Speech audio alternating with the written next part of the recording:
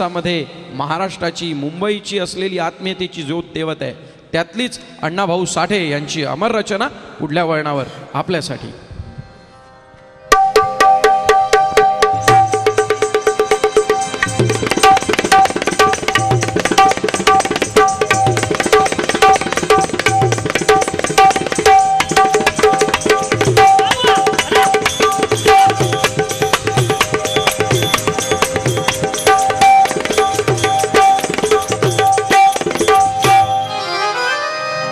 माझी मैना गावाकडे राहिली, माझ्या जीवाची होती अकायली. माझी मैना गावाकडे राहिली, माझ्या जीवाची होती अकायली. हा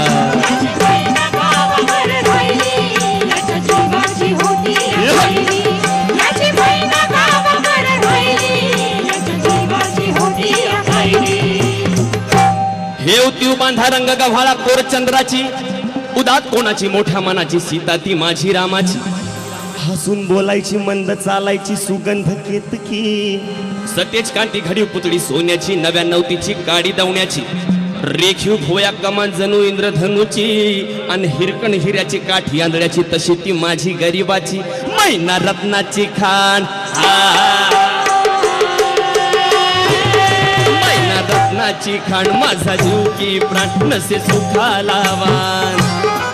हिच्या गुणांची चक्कर मी गायली, माझ्या जीवाची होती अकायली. माझी मैना गावाकडे राहिली, माझ्या जीवाची होती अकायली. हा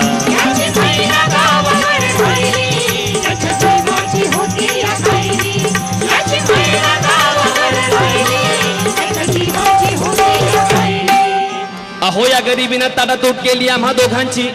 अहो या गरिबीनं ताटातूट केली आम्हा दोघांची. झाली तयारी माझी मुंबईला जाण्याची. वेळ होती त्या भल्या पहाटेची, बांधा बांध झाली भाकर तुकड्याची. आणि घालवीत निघाली माझी मैना चांदणी शुक्राची.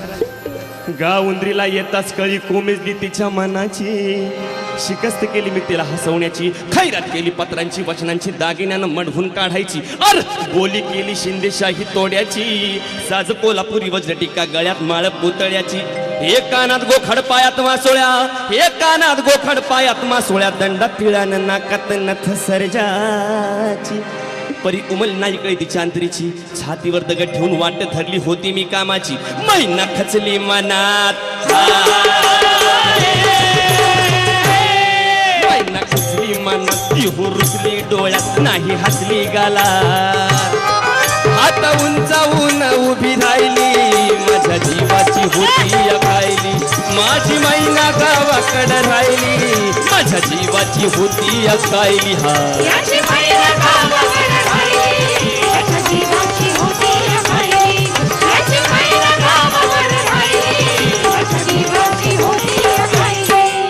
अहो या मुंबईत गर्दी बेकारांची, आणि त्यात भरती झाली माझी एकाची. मढ्यावर पडावी मुठभर माती, तशी गज झाली आमची. अर ही मुंबई यंत्रांची, तंत्रांची, जगणाऱ्यांची, मरणाऱ्यांची. शेंडीची, दाढीची, हाडसांच्या गाडीची. नायलॉनच्या जॉर्जेटच्या तलम साडीची. बुटाच्या थडीची, पुस्तकाच्या जोडीची. माडीवर माडी हिरव्या माडीची. पैदाशी तर भलती चोरांची. ऐक खाऊंची, शिरजोरांची, हरामखोरांची, भांडवलदारांची. आणि पोटासाठी पाठ धरली होती मी मुंबईची. अर परवा केली नाही उन्हाची, थंडीची, पावसाची. आणि पाण्यानं भरलं की समाज वान मला एका छत्रीची. आणि त्याच दरम्यान तर उठली संयुक्त महाराष्ट्राची. हे बेळगावनी पाणी गोव्याचे एक वार्षिक राज्याची. सकाकली संगीना न्यायाची. फौज उठली बेनीवरची, कामगारांची, शेतकऱ्यांची, मध्यमवर्गीयांची. आणि उठला मराठी देश, उठला मराठी देश. आला मैदानी देश, अन करून नामशे. गोळी डमडमची छातीवर सायली, माझ्या जीवाची होती अकायली. माझी मैना गावाकडे राहिली, माझ्या जीवाची होती अकायली.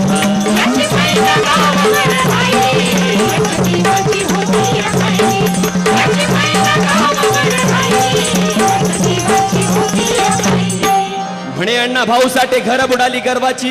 मितूपणाची जुलमीची जबरीची तस्काराची निकुंबळीला कत्तल झाली इंद्रजिताची 14 चौकड्यांचं राज रावणाचं लंका जळाली त्याची आणि 30 गज झाली या महाराष्ट्रामध्ये मोरारजी देसाईची आणि सखा पाटलाची अरे अखेर झाली ही मुंबई महाराष्ट्राची परळच्या प्रलयाची लालबागच्या लढाईची फाउंटनच्या चढाईची आणि झालं फाउंटनला जंग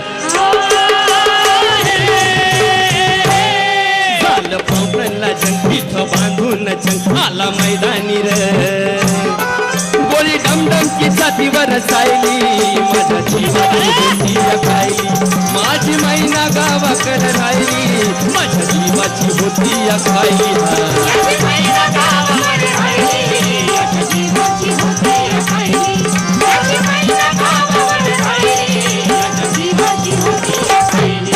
महाराष्ट्रानं गोढी उभारली विजयाची आणि दाखवली रीत पाट भिंतीला लावून लढायची परी तगमग थांबली नाही माझी अंतरीची गावाकडं मैना माझी भेट नाही तिची 30 गज झाली या खंडित महाराष्ट्राची 30 गज झाली या खंडित महाराष्ट्राची बेळगाव कारवार ढांगू मडगावर मालकी दुजाची शीड खंडेलीची कमाल दंडलीची कमाल बेकीची गरज एकीची अरे म्हणून विनवणी आहे या महाराष्ट्राला शाहिरांची आता वळू नका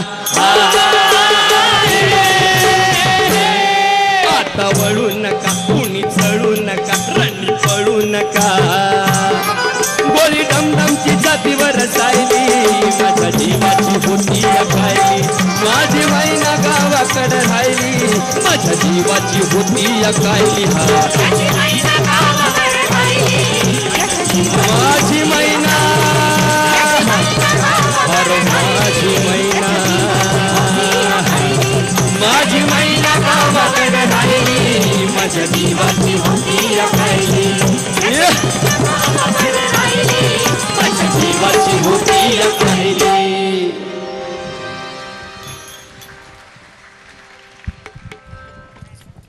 रसिक श्रोते हो, या महाराष्ट्राला महाराष्ट्र ही ओळख मिळाली. या भारत देशामध्ये राज्य बरीच आहेत पण महाराष्ट्र हा एकच आहे हे तुम्ही आम्ही विसरता कामा नये. आणि या महाराष्ट्राचे आपण रहिवासी आहोत याचा आपल्याला अभिमान आहे. सखा पाटील आणि मोरारजी देसाईचे दात घशात घालणारी ही मराठ्याची जात आहे हे कोणी विसरू नये आणि म्हणून या महाराष्ट्राकडे कोणी वाकड्या नजरेनं पाहू नये. रसिक श्रोते हो, खुल्या श्वासानं महाराष्ट्र जगू लागला, वाढू लागला आणि महाराष्ट्रातल्या आसमंदामध्ये ही सकाळ आपलं सुवर्णयुग जागवू लागली, जगू लागली. महाराष्ट्राचा स्वच्छ हवेतला श्वास घेण्याचा जर प्रयत्न केलात ना तर जावं महाराष्ट्रातल्या गावखेड्यामध्ये, जिथं रामपाराला सूर्याची किरण घरात आली की संगीतच जणू त्याचं स्वागत करण्यासाठी तयार असतं. पक्ष्यांचा चिवचिवाट आसमंद बहरून टाकत असतो. कुठंतरी बांगड्यांची किणकिण ऐकू येते कारण सुवासिनी निघालेल्या असतात त्या पाणवठ्यावर पाणी भरण्यासाठी. तर कुठं जात्यावरती धान्य दळत असताना मुखातून गायलेली ओवी आसमंद असा पवित्र करत असते.